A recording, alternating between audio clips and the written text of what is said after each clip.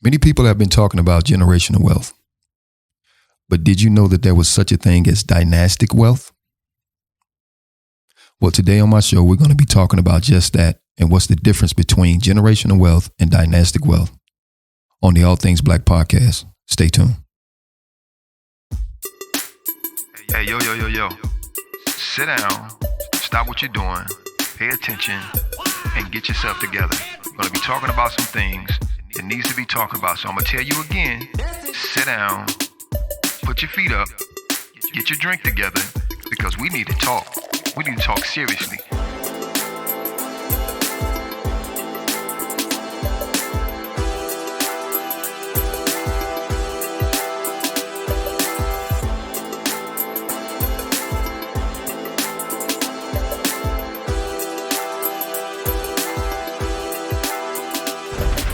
You are now listening to the All Things Black podcast with your host, Mr. Black Ovation. All right, and welcome to the All Things Black podcast. I'm your host, Mr. Black Ovation. Typically, I publish my episodes every Wednesday. I used to normally publish them about 4 o'clock in the evening, as opposed to early morning, which is what I'm doing now. And I hope you listeners get a chance to really listen to the podcast. And again, I publish it early in the morning while people are having their morning commute, or maybe up in the morning with children or drinking coffee or something like that. And, that's the way I pretty much set it up. But today we're going to have an interesting discussion and learn a lot of information. As you heard me state earlier in the introduction, people are talking about generational wealth, and there's also such a thing called dynastic wealth. Well, we're going to be learning what's the difference between the two. And we're going to be doing that with our special guest, Miss Professor Latanya White. And Miss White, how you doing today? I'm good. Thank you so much for giving me the platform and for letting me share this with you, your family, your audience. Thank you so much. Absolutely. And it's a big thank you to you for even considering someone like me, because I am what would be considered a novice podcaster. I'm new to the podcasting game. Okay. I'm even at a point where I'm listening to more and more podcasts now. And, I just want to be able to navigate and find my space in that huge market that is now becoming something that is really, really, really huge right now. But again, thank you so much for even considering me, for reaching out to me.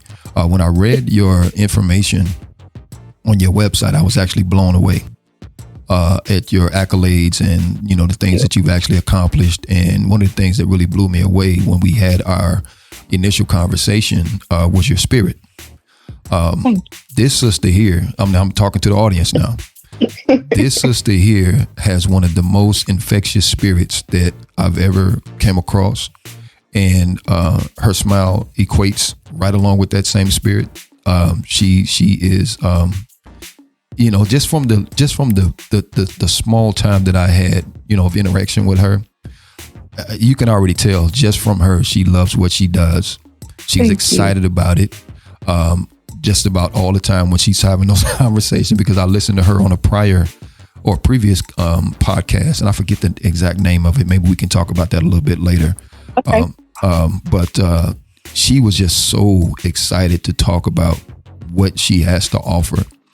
And again, that's what we're going to be talking about today. So Professor Latanya White. So I'm going to give you the opportunity, instead of me normally do it, which is what I do. Okay. Of talking about, the hopes and stuff like that before we get into it. But nobody can talk about themselves better than themselves, right? So we're gonna give you the stage and let you represent yourself and tell the people exactly who you are, what you do, and things like that. So the stage is yours. Thank you so much. So, interestingly enough, as we were talking before we actually started recording, I had a 3-hour conversation with a committee member for my dissertation. And she was reading the proposal of the study that I want to conduct, which is really to interview Black entrepreneurs, first generation Black entrepreneurs in the beauty industry. And she said something along the lines of what you're saying. She's like, I can tell you love this by the way. Yes. Yes. I'm sorry. So, go ahead. But yes, absolutely. Thank you so much. So, I am Professor Latanya White. My, at least that's what my students call me. My daughter calls me mommy, right? But, I am an entrepreneurship educator, a certified business analyst, and probably one of the most important identities that I have is this doctoral student. I'm studying the racial wealth gap, and I'm really understanding more and more how entrepreneurship and the lack of generational wealth transfers in Black families has perpetuated that wealth gap. And so I came to this place in my research as an entrepreneur. I was invited to be a guest speaker in the entrepreneurship elective course that was being taught at the university where I teach. And this was 11 years ago. I was asked to be a guest speaker. And from the feedback that the students had, the department chair asked me if I wanted to teach the class. And I was like, I don't know how you teach entrepreneurship, but I'm going to figure so, But you're going to figure it out, right? You're going to figure it out. Yes, ma'am. You're going to figure it out. 11 years later, honestly, I'm still figuring out how to teach it in the traditional sense of academia. Okay. Entrepreneurship, I mean, you know this, right? You are an entrepreneur. You are building this parachute on your way off the cliff. Right. Exactly. Yep. This is what we're doing. But our students, and I teach at an HBCU, the third largest HBCU, our students are so used to, okay, I need to study this so I can pass the test in 2 weeks. But entrepreneurship is an applied concept. Like you have to do the work in order to learn the work. And so I'm in the classroom. This is 11 years in, and I'm still advocating for experiential education, especially when it comes to entrepreneurship, because some of my research has found that entrepreneurial families create more wealth than employed families. And this is no matter if you're Black or white, if they bring in the same amount of income, an entrepreneurial family will do different things with that money than an employed family will, which is what creates the wealth. And it's the transfer of that wealth from generation to generation to generation. So 3 generations are required for us as first generation Black wealth creators to get to dynastic status. Wow. That's incredible. So real quick, because I heard you say something, and just for the listeners, you did mention HBCU. Now, which HBCU are you talking about specifically? I am at the #1 public university. Come on now. The Florida A&M University. So there we go. Right. I'm a product of FAMU, product of the School of Business and Industry, where I received my bachelor's and master's in business. And that's where I currently teach, right back in the same School of Business. I like that. You didn't branch out and go anywhere else. You stayed home. You stayed in your environment. You stayed in your community, and you're giving back, because a lot of us don't do that. We obtain our degrees or whatever the case may be, and we immediately branch out and go to another community to help build up that community, which is also, in my opinion, detrimental to us, because it doesn't allow us to, give back and, help to create that generational wealth or that entrepreneurship in our own communities, which is why our communities are, in a state of disrepair. So any other accolades before we actually get into it? Because one of the things I also want to point out while I'm reading your and yes, I'm saying that, I know we're not supposed to do that, but I'm saying it, but while I'm reading your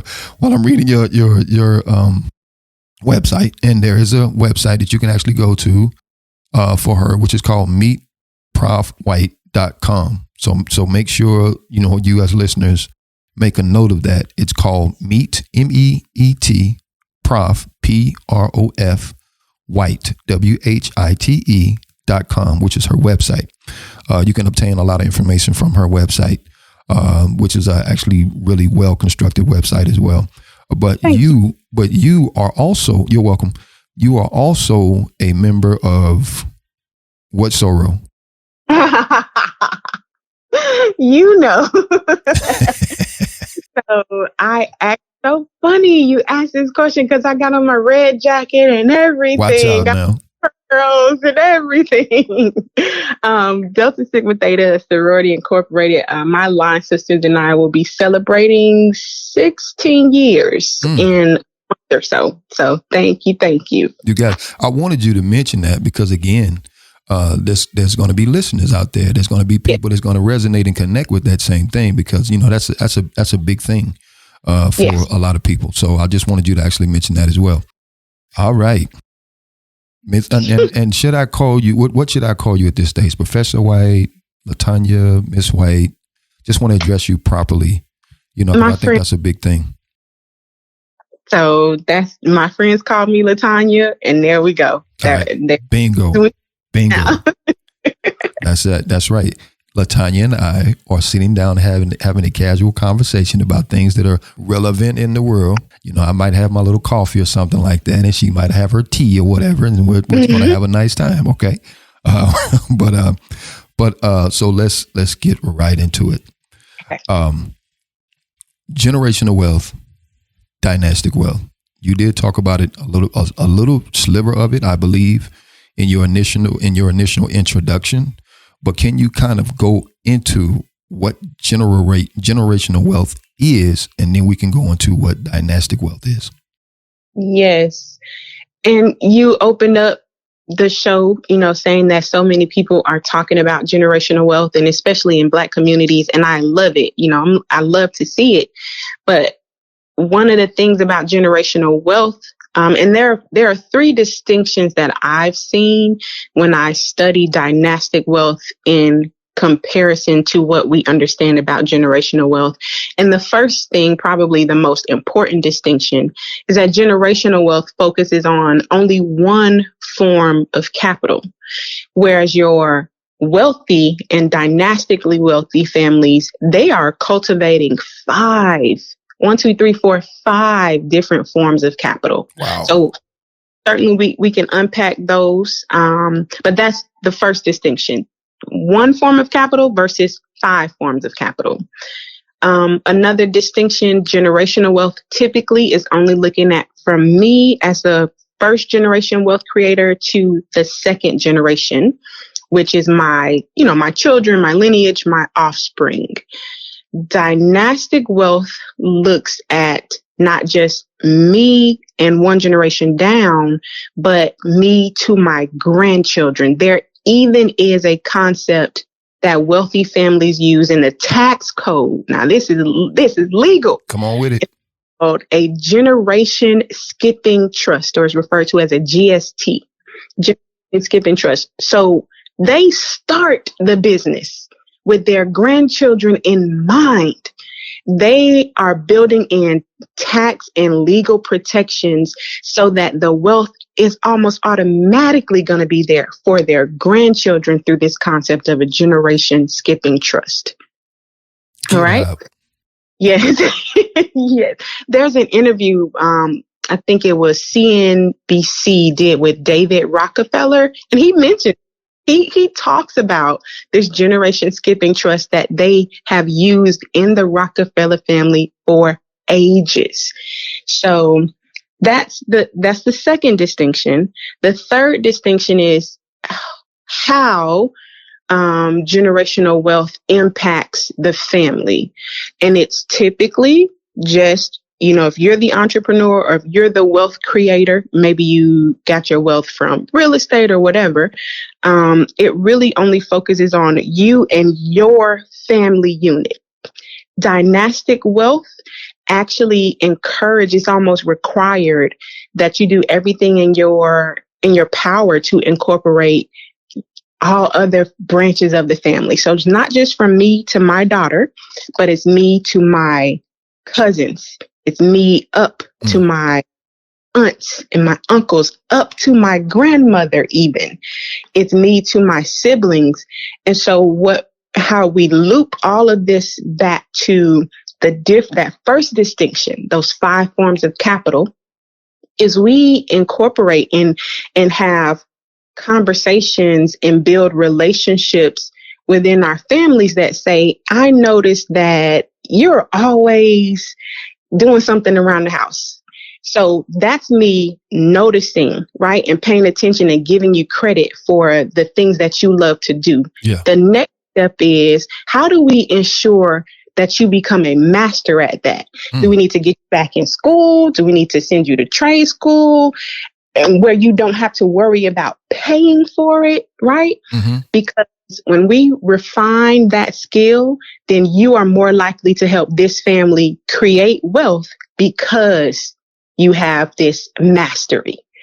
And it's such a holistic approach to wealth building that dynastic wealth has, where generational wealth is really looking at, okay, me and mine, we good. Got it. You laid it out perfectly. Now, the one thing that I remember hearing from the other podcast is that, because when we had the conversation offline, I told you I wrote them down. But with dynastic wealth, you mentioned 5 things or 5 pillars or something like that that's in dynastic wealth. Can you kind of highlight what those are and kind of elaborate on why those are so important in dynastic wealth? Sure. And I'll say for your readers, this concept of the 5 forms of capital, it's not mine. I can't take credit for it. Okay. I learned about it from a book titled Complete Family Wealth. Now, what I have had to do in all the research I've done, because they ain't telling our stories, right? Like that. I don't know what that don't apply to me and my Black family. Yeah, yeah, and that's why this is so important, because so first and foremost, you can consider me a believer. And every time I hear subjects like this, or every time I hear somebody talking about some form of information that has not been made readily available to me, that one scripture always comes to mind where it says, my people are destroyed for the lack of knowledge. Right? My people are destroyed for the lack of knowledge. It's not necessarily the lack of money, because when you look in our community, we have a tremendous amount of spending power. So the money is there. It's just that we don't know exactly what to do with it collectively. Individually, okay, you might go out and do whatever it is you think is profitable for you, yourself and your family, things like that. But we have a collective wealth, and I think we don't necessarily know exactly what to do with the collective wealth, which is the big thing. So again, my people are destroyed for the lack of knowledge is a big thing. Everything you're saying thus far is it's wowing me. I never heard about the book that you just mentioned. I never knew about the David Rockefeller interview where he actually mentioned was it GST or GTS? GST. I never knew about that. Right. So these are things that, that are actually blowing my mind, and hopefully, when the listening audience listens to it, it'll make them think as well and say, well, wait, maybe, hold on, maybe I'm doing this thing a little bit wrong. Let me rewire my mind and my thought process to start to do things just a little bit different. But sorry for that. But go right ahead. The 5 forms of capital you mentioned, and then kind of elaborate just a little bit further on that. Sure. And so the 5 forms of capital, in order to build a dynasty, like, let's be real, we need the financial capital. And that is the one form of capital that generational wealth really focuses on. There will be no dynasty if there is no financial capital, if there's no financial wealth. So just as an aside, a part of what I do is ensuring that Black entrepreneurs understand how to strategically build products and services and price them for profitability, so that there is that foundational basis of financial wealth. From there, I typically am teaching and sharing these other 4 forms of capital in what I think is the order of importance for Black families. And that next form of capital is spiritual capital. Okay. It's not based in religion per se, but it is the idea that we're doing this for something greater than ourselves. We're guided through this dynastic wealth building process in pursuit of serving others. And so that's where the spirituality aspect comes into play. Got it.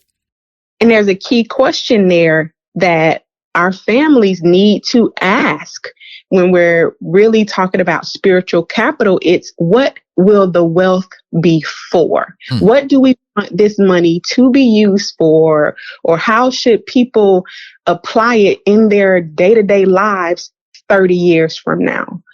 And that's a psychological concept referred to as future pacing, where you put yourself in this mental situation that is in the future. You make your decisions for the future based on what you do today.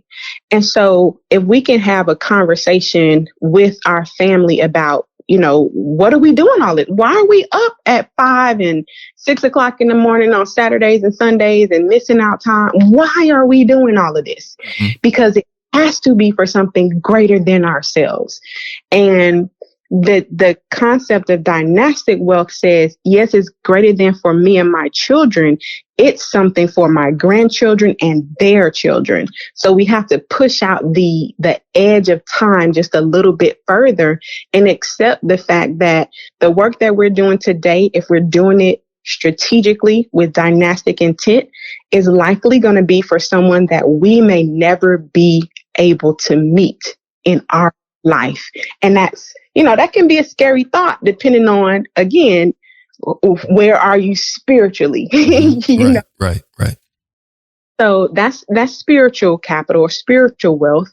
The next form of capital is human capital. And this is what I like to call the wealth of knowledge. In my family, my great grandmother she was maybe 88 or 89, and she made the best biscuits that no one has the recipe for. Okay. Like when she passed away, we were like, how did nobody get the recipe?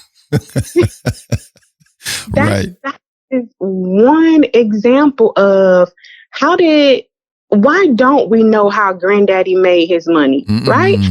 Why don't we know how to make more money? Because it just got passed down to us, but we weren't taught how to spend it. We weren't taught how to save it. And so that third generation is starting from scratch. Right. So we're sitting down, and I'll say this. We know, like I say, in my family, we put the fun in dysfunction, and my family love them to death. But, so there does have to be this healing that has to occur, because sometimes we don't have the healthiest relationships within our families. Right. And that is a whole nother underlying function of, post-traumatic slave syndrome and racial trauma that impacts our energy and our relationships with money. So I cannot leave that unsaid. I can't leave it. So I agree wholeheartedly. So that was 3. So you did 3. Yeah. And then what are the other 2? Financial, spiritual, human. Then we get into intellectual capital. And that's where, because we've done our own healing, because now we can have healthier conversations. And as I sit down and essentially interview you, cousin, or hey, auntie, tell me about your childhood, or mom, what are some of the things that you love to do? So that comes from human capital. What we do in the intellectual capital is say, we've established this family bank, right? We put in what we can on a regular basis. But now we see that this cousin who's always helping around the house, he probably needs to go get a certification as a general contractor. Or this cousin who's really great in the kitchen should probably go through like food safety services and understand commercial kitchen equipment. So we're investing in their expertise. We are literally taking money and investing in making you a master of this thing that we notice that you're so good at. because when you've mastered those skills, we as a unit, as a collective unit in this family can say, this is how your skill, your expertise, your mastery is going to help to create more wealth in this family. We'll start a food truck. We'll pair you up with a real estate agent so that you can get all their renovation contracts, right? Mm-hmm. So that's intellectual capital that requires an investment, and it's not always monetarily. It might be a mentoring relationship. Yes. It might be shadow me as I build out my real estate practice. Yes. And this is in our families. This is in the family, right?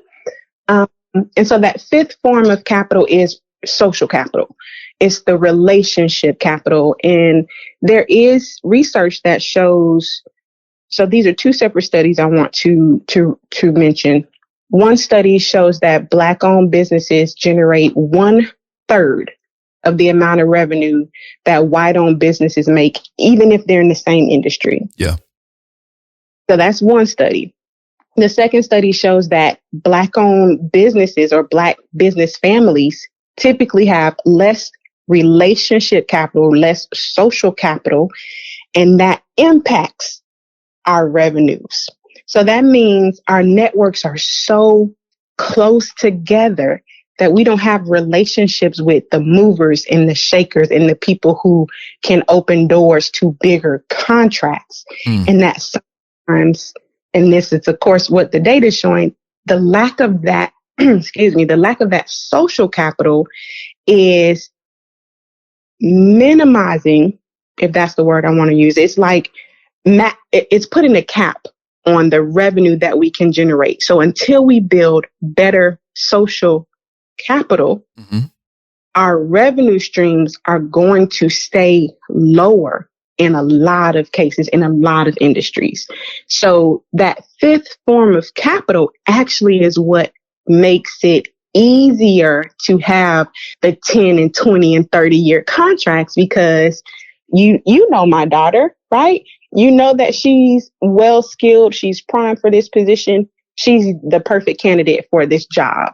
Now, from the outside looking in, that sometimes looks like nepotism. Yes. Like we'll look at a white family or a white business, say, oh, that's nepotism. Okay, and let us benefit from some of that nepotism so that we can work to build social capital and increase the revenues that our businesses see day in and day out. I got it. I love how you laid all of that out. The last two struck a chord with me more than any of them. Not that all of them did not, but it just resonated with me with the last two that you spoke of. It's interesting too when you talk about the nepotism portion of it and things like that. I used to do a lot of manual labor work. I remember being in Arizona, and I was studying to be a sheet metal former, right? And that requires you to go to school and things like that, because you have to learn how to do blueprints, blah blah blah, use it, specific type of tools, that type of thing. And it also set up for myself that I had to get into a union. Now, I've never been in a union before, but it was crazy. But it was crazy to me to see the levels or the generations of different family members that were connected through this union, that they were set up to actually take over that particular profession, right? And I'm looking at least about 4 generations of tradesmen that were in the union, right? And they were just priming their children to say, okay, well, this is how you do this. This is how you do this. So when they came on board, they were already skilled, right? Just like you were talking about, they were already skilled. They were already equipped. And sometimes, yes, it does look like nepotism, but at the same time, if you have somebody that is already skilled in that particular field or whatnot, then 9 times out of 10, the person who is the employer is going to think about picking that person up before anybody else, because I don't have the man hours, or I don't want to actually use the man hours to train somebody that is a novice, right? Or just coming in that's unskilled. So I'd rather take the person that's already skilled. That way I can use the man hours in another way. So absolutely. So yeah, I'm with you. Use some of that that nepotism. Yeah. I'm with it. Use it. So, but I love that. I love how you laid that out. And then something else that comes to mind when you mentioned I think it was the fourth one. When you're talking about, looking around the house, or, this person likes to do a certain thing, right? That requires a lot of study. That requires a lot of observation. And I think a lot of times we don't do that as parents or whatnot. I don't think we do that a lot, to really study our children and say, okay, well, this person is good in this particular field, or this, what they're doing. Maybe they might have an interest in, like you say, going off and, becoming a contractor or something like that.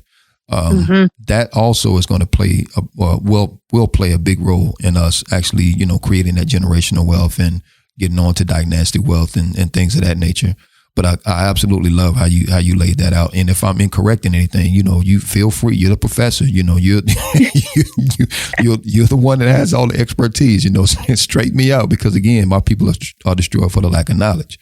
So and that's the biggest thing. So I'm all about that. I'm all about presenting information to, the people that I come in contact with. And that's really what I'm huge on. But again, if there's anything else you want to add to that more, do so. You made a great point about we don't study our children. And interestingly enough, the first year of my doctoral program, we were focused on understanding ourselves as leaders. And we had to do this exercise called an identity map. And from what I realized about my own identity was that I had not constructed my own identity. I had just been claiming, right? So growing up, people have their own narratives, even within the family. Yeah. They have narratives about you. So I was just accepting those, without a single thought, right? And as I mature and as I became an adult, I was like, but hold on. there might be a little bit more to me than people can see from the outside, but because I hadn't taken that time to understand it myself. So there's a difference between claiming the identity that's given to you and constructing the identity that is natural to you. Go ahead. And what I've had to do, my daughter, she's 6 years old. So what I try to be really intentional about is making sure that she understands who she is and make sure that she understands why she chose to chew that bubble gum at 10 o'clock in the morning. What were you thinking?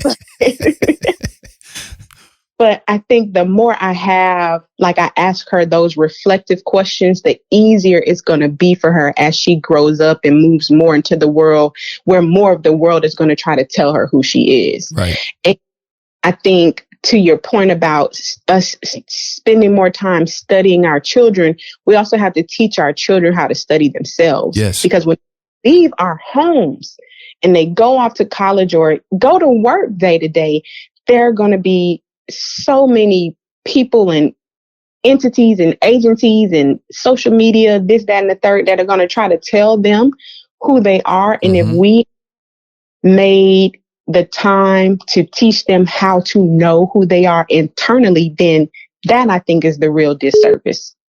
Oh, rewind that back. Say that again. Please say that again.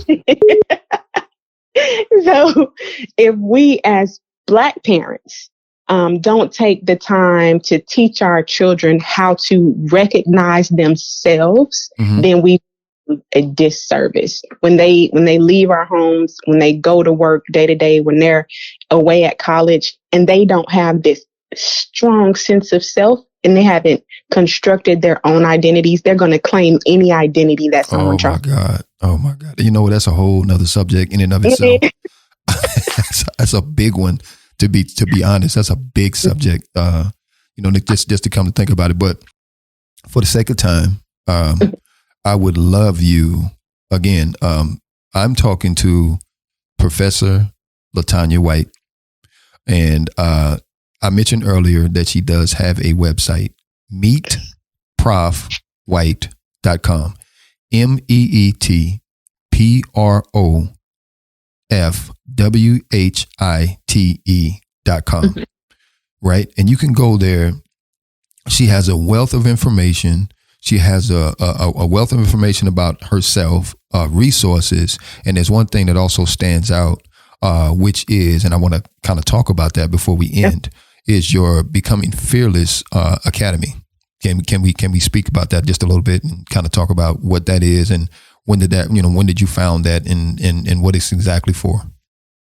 Thank you for that opportunity, because as I've gotten more refined into my research question and my research area, I realized that I can't just take people to dynastic wealth, right? I can't just take you to this concept that, first of all, who heard of it?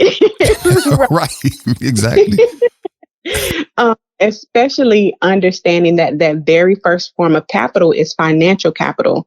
But at the beginning of my career as a business development strategist, and I used to work at the Small Business Development Center here, I was always very non-compliant with submitting my reports, because what the reports did was it turned this experience that I had with my clients, it turned it into a transaction. It was, did they do this? Did they say this? Did they complete this?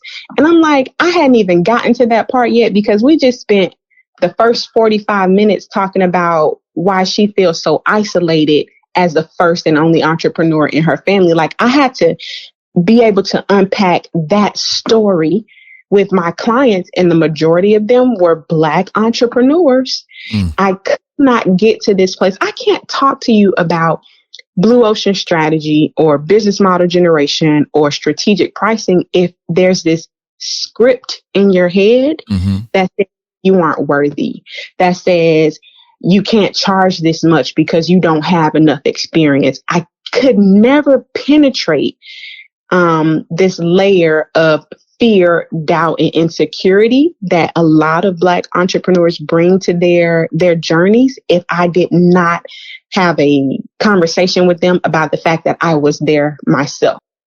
Okay. And what I realized, because Becoming Fearless Academy is an extension of my first book titled Becoming Fearless. And I realized that people, because I owned a bartending business and we had a party bus, right? Like, who has a party bus for a bartending business?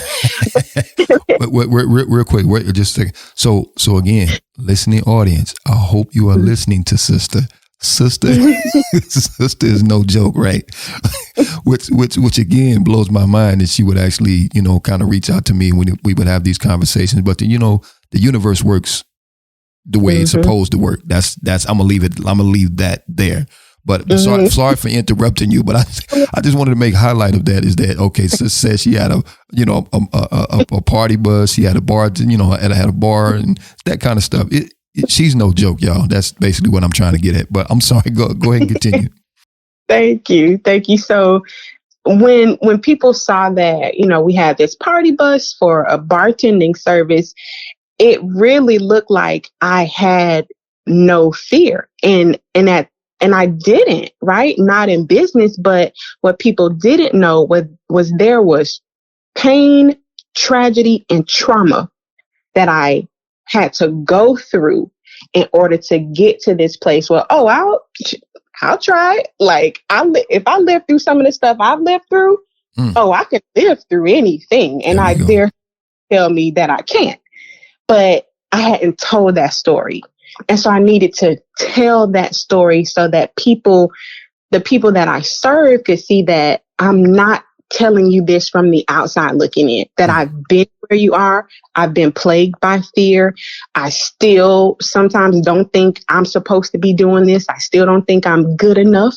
Imposter syndrome is real. So I am very transparent about that part of the story because social media make this entrepreneurship thing look so easy. Oh man, for real.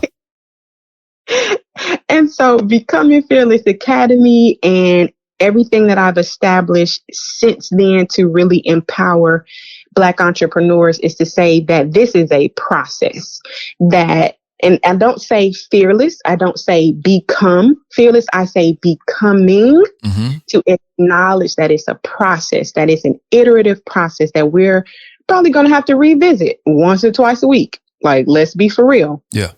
So what we do, how I teach becoming fearless, because I really just kind of rolled it into the dynastic wealth building community, is we start with the foundation. So we start with some identity work, like who are you and how is that identity of yours going to show up in the brand identity?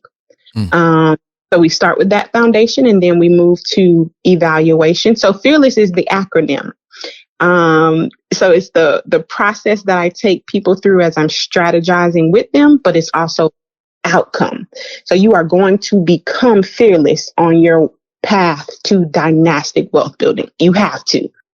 And there are these steps that we do that through, looking at your marketing strategies and your competition, your pricing, your training, and then how you pitch the business. So each module in becoming fearless has a specific deliverable that's going to closer to dynastic wealth. Got it. Love it. Broke it down. Not a problem. You were fearless with it. So absolutely love it. We are almost out of time. Man, time flies. We are almost out of time. Is there anything in terms of any parting words or anything that you might want to leave the listening audience? Again, before you do that, though, I just want to stress the point that I am talking to Professor Latanya White.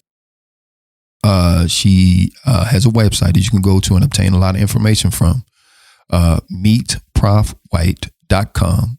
There's also social media pages, right? I know one is Instagram, which is you and I have been somewhat communicating on. But is there any other social platforms or social media pages that they can go to and kind of contact you? Yeah, so Instagram is where I spend the majority, probably too much, majority of my time on social. But when you visit Meet Prof White on Instagram, there actually is a link to my phone number. So just to make sure that everyone, your business questions, your dynastic wealth building questions, they can just text me, seriously, because I got too many emails, so right. Don't email me, but you can text me. Feel free to text me. So just feel free to text me. That number is 850-306-4745. So I think we'll put it in like the show notes and everything. So anyone can, but yeah, that's how I know you're serious. Like I literally will have students, because I give them my Google Voice number if they have questions about assignments. But when they start asking me business questions and they're serious, I'm like, okay, let me give you this other number so I know it's real, kind of thing. Absolutely. So Instagram is the main page that you spend the most time on, but you do have your professional website, which I've already mentioned several times in the recording. And so again, listen. I'm pausing because I'm just kind of feeling the spirit. We had that initial talk. We had that initial interview, and like I said, then for me, in my observation, there was already a connection there because again, it's the spirit. Sometimes it's not easy to talk to people because again, it's because of that energy, that spirit, right? And this has been one of the most easiest conversations that I've had, or interviews that I've actually had, just by talking to you. And I think more or less, from again, my observation is the fact that your spirit, your willingness to, give up, certain information and things like that. Because I think at the heart of you, and again, you can correct me if I'm wrong, you there's a heart in you that I see that you really want people to become more, a lot better versions than themselves than they currently are. And at the same time, there is an importance from you to get Black people in a position where we can win. Yes. And that is something that I'm about, which is a reason that I call my podcast All Things Black. You know, I touch on a myriad of subjects. I'm getting a little bit better where, you know, I don't, I still consider myself a knowledge or a novice. Better yet, I'm actually going to take that title away. I'm going to start considering myself a student, you know, because, you know, with the word student, you're always learning, right? I love it. I love it. So I'm a student of podcasting, put it that way.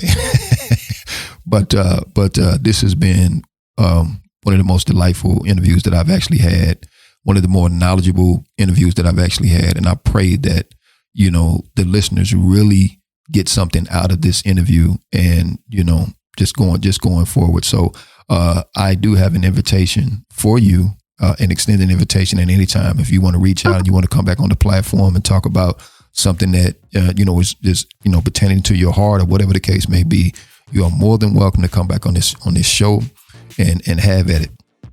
Thank you. I'm moved by that. I receive that so deeply. I thank you so much. All right. Any last words?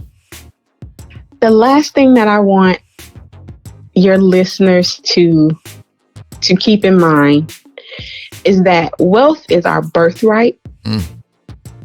We know by now that our story, our history did not begin in 1619. Go ahead. We know that we are wealth, we are royalty, we are kings and queens. We know that the Rockefellers and the Waltons and the Fords, their wealth is literally built on our backs. Say that. And so for those of us who have gifts and talents and skills that we can create wealth from, and we don't, like I'm trying to stay out my bag. I'm trying to stay out my feelings, but we literally have every right to every dime and dollar that can be made based on the skills that we have. And we have more than that. We have a responsibility to generations that we'll never meet to ensure that they get access to what we don't have today, what we're building today. Love it. Love it. This has been the All Things Black podcast. I have spoken with and interviewed Miss Professor Latanya White. And with my podcast, I help to tell Black stories and life experiences through podcasting and visual media. Thank you again for listening. And as always, you guys like, comment, share. I'm on all I'm on the podcasting platforms. So, you know, reach out, man. Give it a listen. You know what I mean? And if you like what you hear, make sure you share it. Make sure you talk about it. Because I think that's one of the biggest things is that, you know, we need to have these kind of conversations on a continuous basis, not necessarily worried about what's going on in the shade room and that kind of stuff. It's these kind of conversations which is going to help us to build and, you know, give us a different type of thought. So thank you again for coming on, Latanya. And again, the doors always are open, and we're out. All right.